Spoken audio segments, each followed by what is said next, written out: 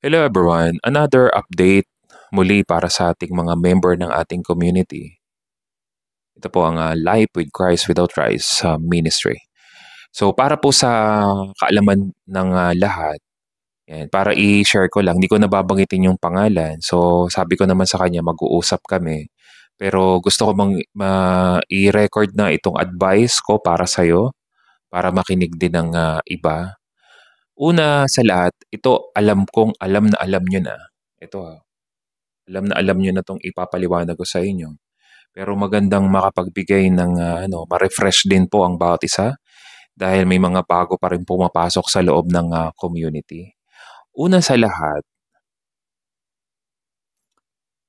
kung dekada na ang sakit na meron ka, kung matagal ka nang nagsasuffer, na nagpa-chemo ka na, nagpa-opera ka na, ginawa mo ng lahat at hindi pa rin talaga gumagaling, nag-carnivore ka na, nag-low carbs ka na, hindi pa rin na gumagaling. Ako na ang nagsasabi sa'yo. Ako na po ang nagsasabi sa'yo. Idulog na talaga natin sa Panginoon. Idulog na talaga natin. Hindi aksidente na napanood mo ito at hindi aksidente na nandito ka sa loob ng aking community and you are one of my follower.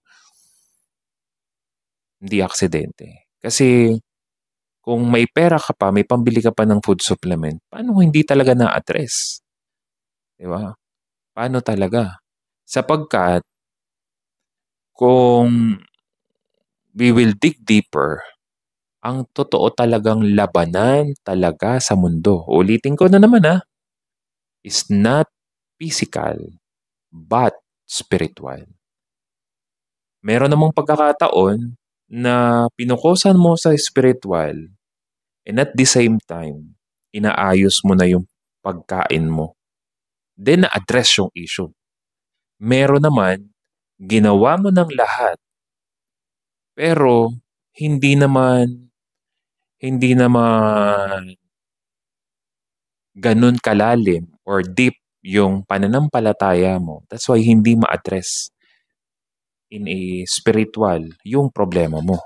Ibig sabihin, kung ginawa mo ng lahat, food supplement, elimination, wala ng process, lahat ng medication, doktor, chemo, radiation therapy, and so on, nagawa mo na at hindi pa rin talaga na-address, ito na talaga, baka ito na yung kulang.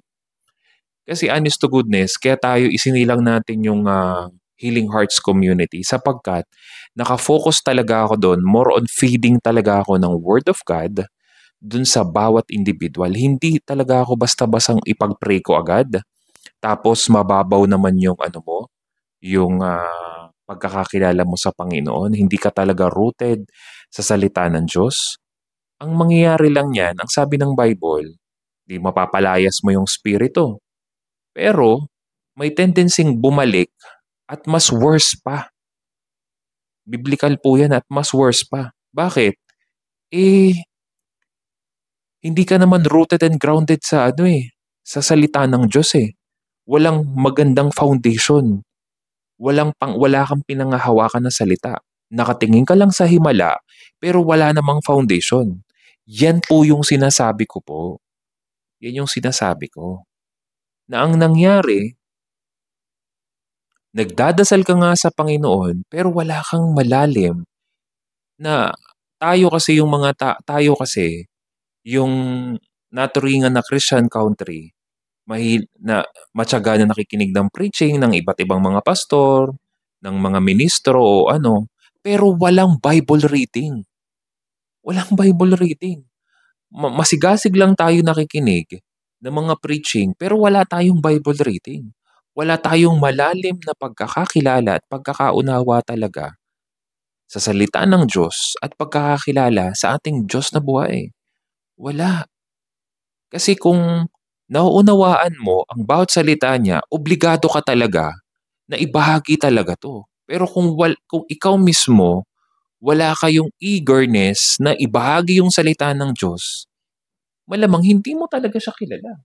Sapagkat ang sabi ng Bible, kailangan maipangaral talaga ang salita ng Diyos, season or without season. At dun palang dadating ang wakas kapag naipangaral na ang salita ng Diyos. Pero ano po yung ginagawa natin? Hindi naman eh. So, nangangahulugan lang talaga na hindi talaga tayo Bible reader.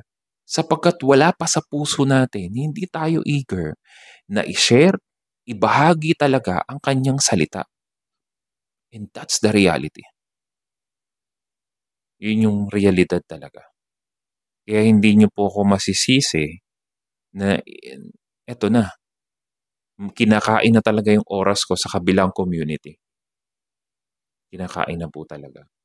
Dito naman sa Life with Christ Without Rice, marami pa rin tayong kino-coach dito at napakaganda ng mga pagbabago sa kanilang mga kalusugan.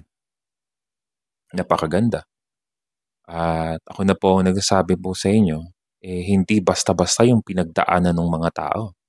So nagkaroon lang talaga ng mabilis na pagbabago ang kanilang mga kalusugan nung nagkaroon na sila, nung nagbayad na talaga sila. Kasi before naman, suntok sa buwan naman yung mga nagpapakoach sa atin eh. Suntok sa buwan eh. Yung mga nagpapakoach eh. Kasi hindi naman talaga sila seryoso. Bakit? Ang dami naman dyan mga coaches na masigit na mas marami ang followers. Kaso tayo, iba kasi yung approach natin eh. At kilala na ako ng mga ano. Yung iba lang talaga kasi talaga, ayaw talaga nilang pasukin yung mundo ko ng pagiging kong spiritual. Hindi na. Tingnan mo na lang yung pangalan ng page natin, Life with Christ. Hindi ba pwedeng hindi natin kasama si Kristo? At yun talaga yung pinakamahalaga na pagtuunan natin ng pansin sapagkat there's a life after death. Harap tayo sa Panginoon. Diba? Baka hindi na tayo natatapos, puro solusyon pa rin, ang solusyon pa rin. Sa kalusugan mo ang sinusolusyonan po. Pero hindi ka naman walang tawag nito, hindi ka nagiging kasangkapan para sa pagbabago ng mundo ng bawat individual na wala talagang pagkakakilala sa Panginoon, di ba? Kaya maraming maraming salamat po sa mga tao, sa mga bawat individual na send sa GCash ko, sa bank account ko ng suporta sa ating community. Mga nag-a-avail ng ating Himalayan salt, yung Moringa, at meron pa rin tayong merch, Life with Christ Without Rice. Yung mga gusto pa rin mag-avail ng ating merch, ay pwedeng-pwede pa din po. Ayan. Salamat po sa mga sumusuporta. Ako na po nagsasabi sa inyo, nag-update lang po tayo sapagkat may mga ilan na may mga tumutubo na daw uling bukol, may mga hindi nila maintindihan. So, ang problema, wala naman na kasi sila talagang update, di ba? So, wala naman na silang update. Pero, ang laki ng gumagastos naman talaga sila doon sa medication nila na malaki. Di ba? Pero dahil nga may coaching na tayo, parang ang tingin talaga sa akin, libre na libre na lang ang lahat, di ba? Pero sa iba, gastos sila ng gastos ng malaki. So, di ba? Napaka-fair naman, di ba? Napaka-fair nung labanan, di ba? Sa iba, okay lang mang-abala sila, okay lang na maglaan ng mahabang oras, gumastos ng malaki. Kahit hindi naman nasusolusyonan. So, kung akala, paano natin ma-address? Ano ba talaga? Kailangan kasi nating malaman yung pinaka-root cause ng problema. Pag nalaman na natin yon, so ibabattle natin, spiritual, and elimination, ano may yung dapat na nating gawin. Let's see kung paano po maghihimala ang Diyos sa buhay ng bawat isa. Ayan. Lagi niyo po tatandaan, sa mampung panig po kayo ng mundo na makarating. Lagi niyo lang pong tatandaan kung may mga ma-encounter po kayo ng mga tao na nawalan ng pag-asa. Lagi niyo lang pong sabihin sa kanila, hanggat may hininga, may pag-asa. Ako si Pastor Kelvin Cabuyaw. As your personal coach, we can live without Christ and we cannot live without Christ.